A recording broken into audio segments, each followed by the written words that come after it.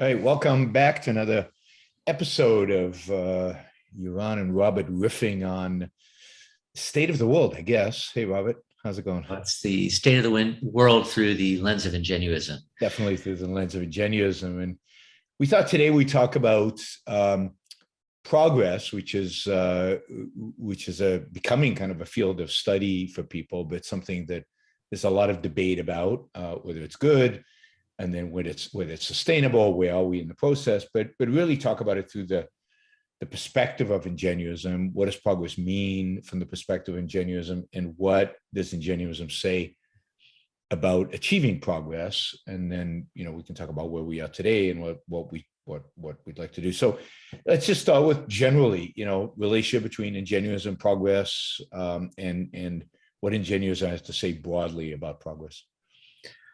Well, progress is whatever you want it to be, right? People have different priorities. And the beauty of the foundation of Ingenuism is that it can apply to any of those priorities. So for me, progress is the betterment of the human condition. And that would be for me, my family, it would be for my friends, it would be for my colleagues, it would be for my country people, but it would be for basically everyone on the planet. And that's why Ingenuism is important to me, because you can apply it to any sort of problem that you're looking at, including the question of how do you actually get progress? Yes. Because you have to have you either stumble into progress, and we have all had experiences in our life where things have gone well because we got lucky.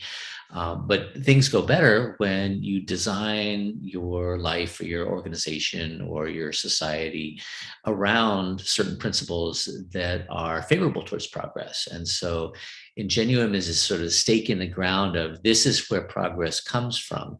Mm-hmm. And then, you start getting into the questions of the more philosophical questions of, what should the priorities be? Where should we be focusing our ingenuity? Because in Ingenuism, the real scarce resource is how much time and attention we have to pay to identifying problems and then solving those problems and coming up with creative new ideas. And if you have a lot of time and you're in an environment that favors that, you're going to see more progress in whichever direction we might decide we want to go, or each of us individually decide where we want to go. And if you have less of that, there's just going to be less progress, and at times there's no progress. So from the Ingenious perspective, progress is a consequence of human beings' ingenuity, and so the idea is if we want to create a society in which, or a world in which progress is a regular feature of that world, what we want to find is ways to incentivize and encourage people thinking ingenuously, being ingenuous. Yes, because if we take the basic platform that human beings are unique on the planet because we're curious and we're ambitious, mm-hmm. and that's what drives ingenuity. That's what drives people to figure out ways to make life better. And we're not satisfied with the way things are, and that instinct, or that because it's wired into people, but to different extents, but it's wired into people. And that instinct is then something that can either be cultivated or it can be suppressed. And societies that cultivate it, either intentionally or unintentionally, have been wildly successful. And if you suppress it, then you get stagnation.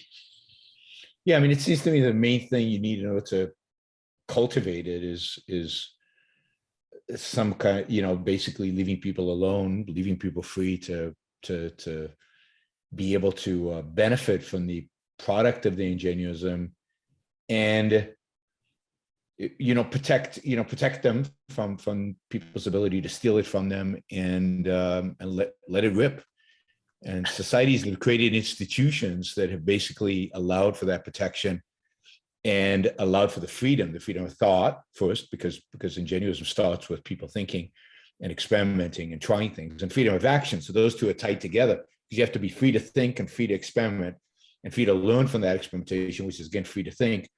And when you take away the fear from people of they might think something inappropriate or they might act in ways that are inappropriate, when you allow them to kind of to to be ingenuous, then great, good things happen.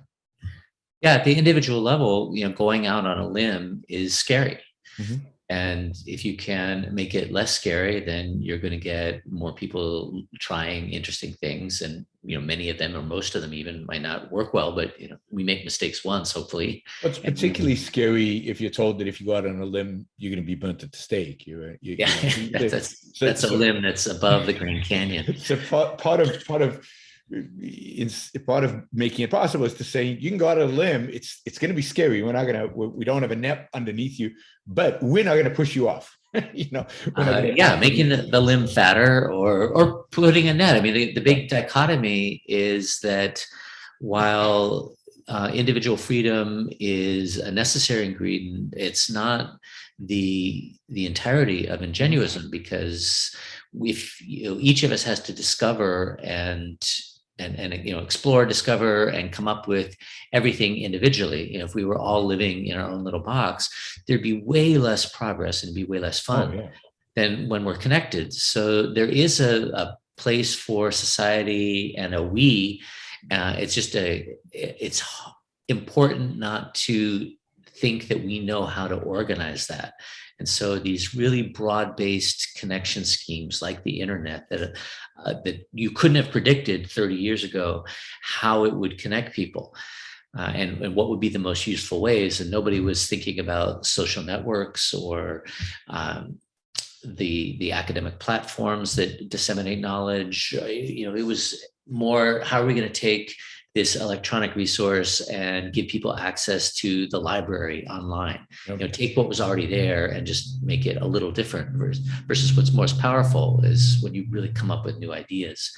And so there's this interesting dichotomy between the fact that you need to have centralized something to both make the rules and enforce the rules that support people being able to think freely and act freely. And then you also have a set of, I'll call it infrastructure, but that's a term most people think they know what it means. And I don't have a specific idea, and it's not whatever you think it is. Right. But they create the infrastructure that really benefits the ingenuous principle of connection. And those two can easily end up going against each other. And that's one of the things so let's just be clear. I am very much in favor of progress studies, and I think that there's a lot of great work being done.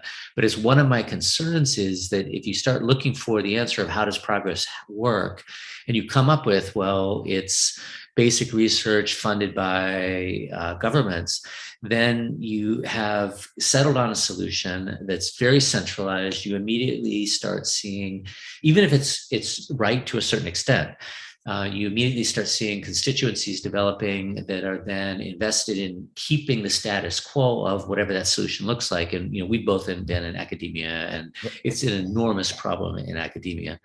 And then you end up with something that's very rigid and ossified, and the total opposite of what you'd be looking for, the total opposite of what ingenuism says works.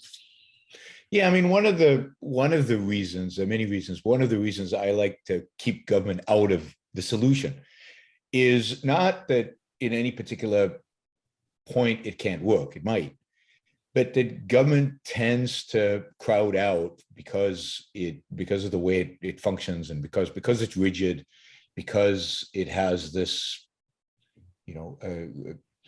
by some standard, unlimited source of money. It tends to crowd out the market. It crowds out innovation. It crowds out people figuring out how to fund research. I mean, we don't know how a market would fund research because we haven't seen it in many, many years, because the government is so dominant in that field. It crowds out experimentation and innovation. But I agree. What we want is to fuel connection, and the internet didn't come out in order to establish connection. That was a consequence of it. And who knows what the next technology is going to be that's going to take connection to the next level, to the next dimension. It could be part of what people are calling Web3. It could be these virtual reality things that I don't understand, but the metaverse. kids do.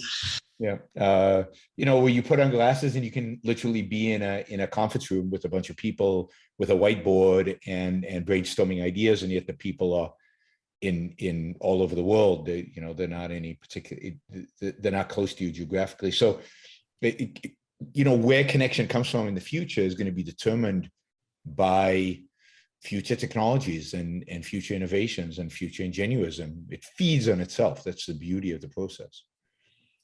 Yes, and if we try to predict in advance what it'll be, then we'll settle on things like that are an increment from where we are now.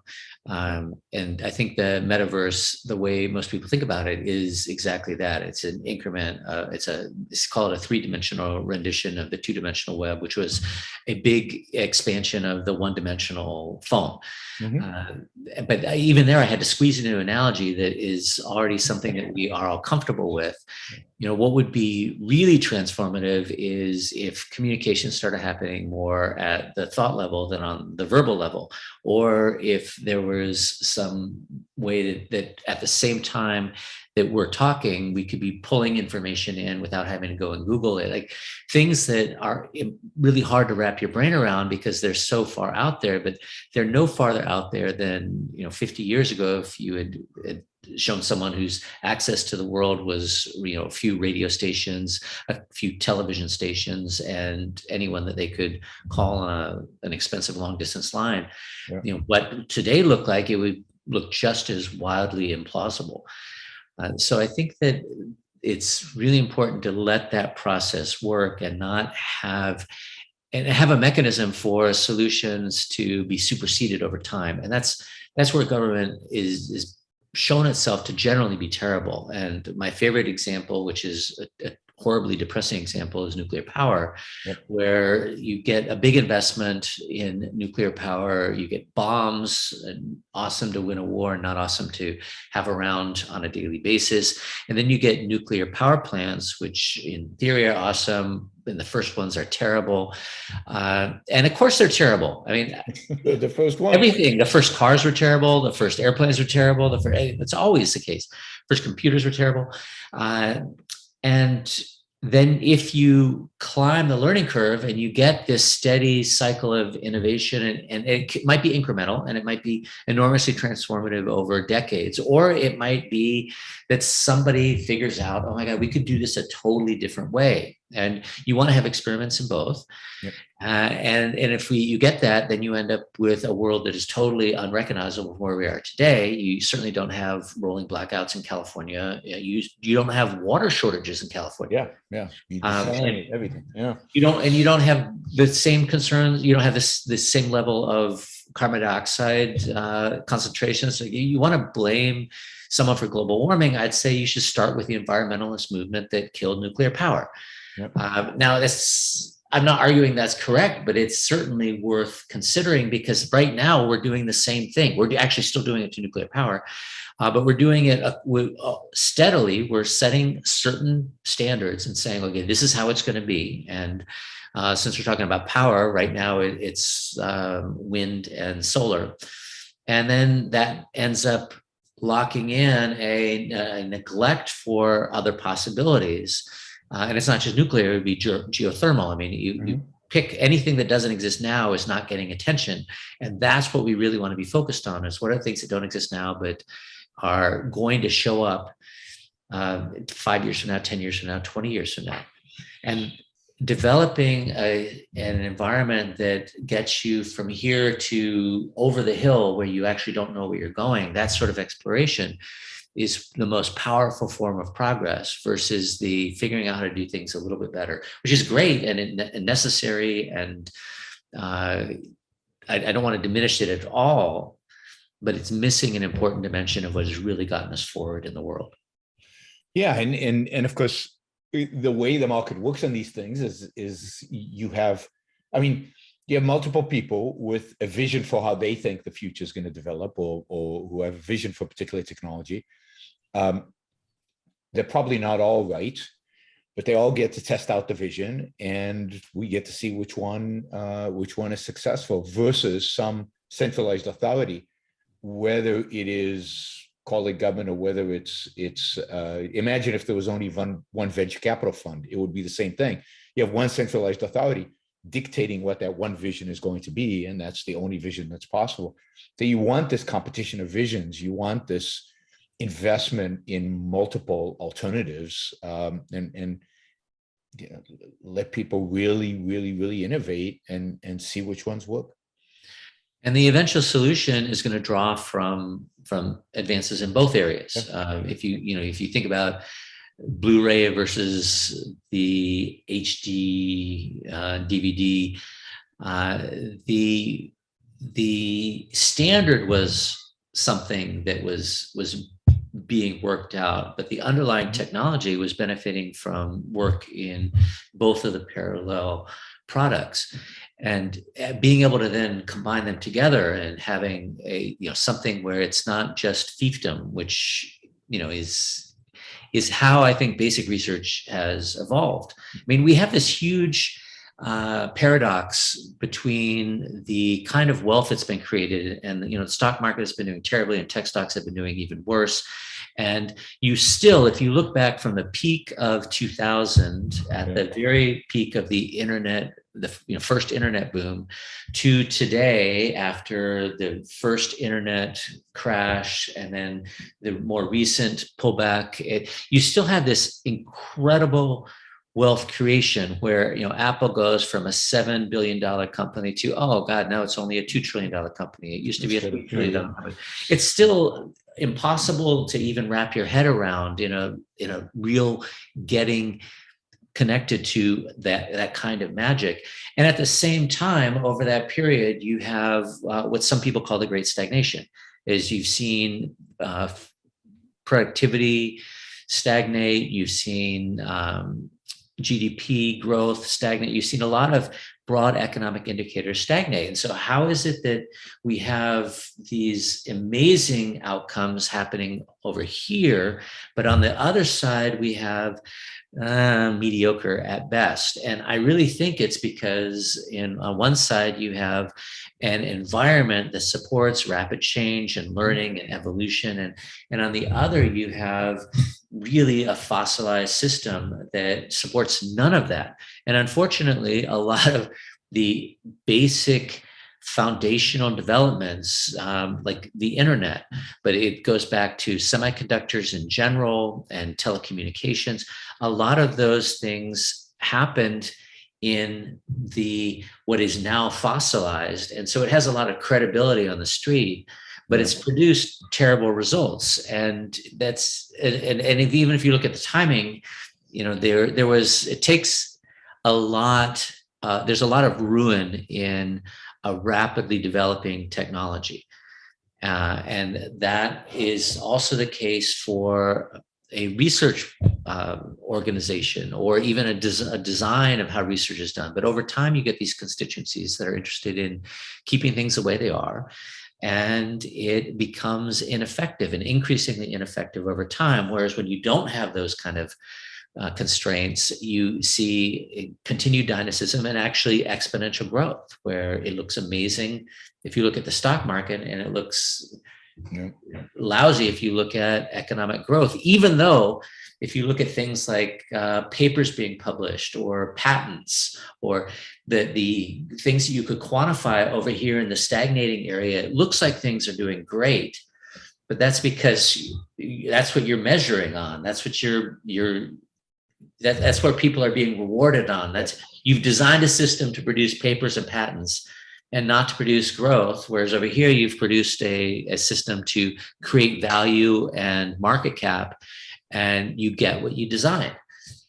And one of the saddest things I think right now is that the stagnant part of the economy, or the kind of rules and the regulations and the structure of the stagnant part of the economy, is creeping into the robust part of the economy. So the tendency is not, let's learn from what's happened over the last 50 years and increase ingenuism in the stagnant parts. It's let's bring the rules and regulations of the stagnant part into the part that generated this. So we've got a number of bills going through Congress right now that want to impose all kind of rules and regulations and antitrust on tech.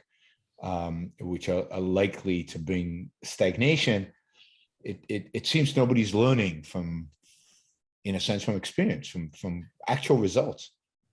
Yeah, and I don't think you can blame it all on Congress, although No. there's plenty of blame to go on Congress. If you look at the U.S. auto industry, it was incredibly dynamic and changed the world literally, Mm-hmm. and then it turned into the big three, and quality stagnated and productivity stagnated, and it got really crappy. And it wasn't until competition came from other countries that we started to see dynamic progress in the U.S. auto industry. Well, I mean, even the stagnation there, I don't know if you've seen the movie Tucker. Do you ever see Tucker? I have seen Tucker, and it's always hand in hand. That's why I say not just Congress. Yeah. There's a tendency for the dominant entities to get invested in keeping things the way that they are, and using Congress for that. Yeah. And then the easiest way is to try and enroll government in that. The silver, it's not even a silver lining. The thing that saves us from that is that those entities are usually and I don't think it's inevitable, but it's certainly the experience. They're already becoming less dynamic even before this horrible turn happens. And what really drives the next generation is a new set of companies, entrepreneurs, ideas, movements, whatever it might be. And that when that shows up, that's what really changes the world. So it's tragic, and it's less tragic than it would be if you get that next generation to come in and fill the gap for innovation. Well, this is the potential that crypto has. I mean, I don't know or at least maybe has. I don't know if crypto's it, but if the blockchain, crypto, that Web3 or whatever they're calling it these days, if it seemingly is where a lot of the investment money is going. It seemingly is what promises kind of the next big step forward in terms of innovation. We'll see if that materializes, but it's one of the reasons we'd like government to keep their hands off of it, so that we see at least where it's going and what happens. It might be all crap, might all collapse, but the market will take care of it if it is. But if something good is going to come of it, let's see where it's heading. And right now, people are having a hard time. I'm having a hard time seeing what the good is. Yeah, because simply as a highly volatile, speculative, virtual casino, it seems like there's not a whole lot of value being created. But I know that my vision is weak into the future, because all of our crystal balls are super cloudy. And just because we can't see it doesn't mean it's not there. And the fact that crypto really does personify some of the principles of Ingenuism, which are really the principles of progress for the entirety of human history, would make me extraordinarily leery of putting any constraints on it outside of your basic fraud, because we just don't know. But there's certainly the glimmer of the ability to organize in ways that have never been possible before. And that's what makes it so exciting. The fact that we could go through and map out how crypto is evolving, and how it could have, this environment could have created the Apples and my favorite example is always Airbnb, because it's nice and simple, but really any of the innovative efforts that we've seen over the past 30 or 40 years could have happened in this system. And you're tapping into the globe in the same way that the internet taps in the globe, as opposed to a much smaller network like Silicon Valley, particularly in the 80s and the 90s. It was really, there were VCs who didn't want to invest in your company unless they could ride their bike to it. Yep. And all your people had to be there. And now VCs are investing all over the world, and your people can be spread all over the world. This is really exciting. And if crypto is a new way to organize economic activity, if that's what it ends up being, then you could see a doubling in terms of the productivity of how people get things done.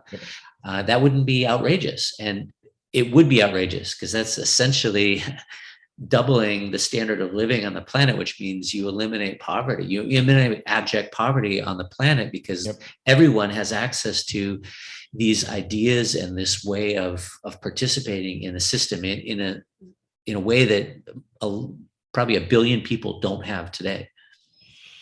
Yes, and you have a chance of really eliminating what we perceive today as poverty, at least in the West. If we really doubled in GDP per capita, you're basically eliminating modern views of poverty.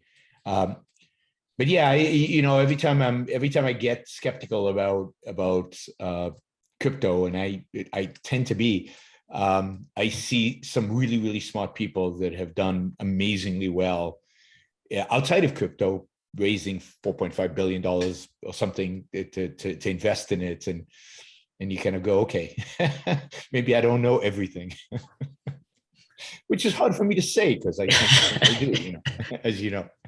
It's yet you're willing to, and if it's one thing that we could also, it's very ingenuous is to wake up every morning and remind ourselves that there's a lot more we don't know than we do, and there's a lot that we don't know that we aren't even aware that we don't know it. Absolutely. All right, so we are going to be talking a lot, I think, about crypto and about Web3 on our riffs here in the future. Whether it succeeds or whether it crashes, there'll be something to talk about, no question. Thanks, Robert. This has been fun. Thanks, Yaron. Talk soon.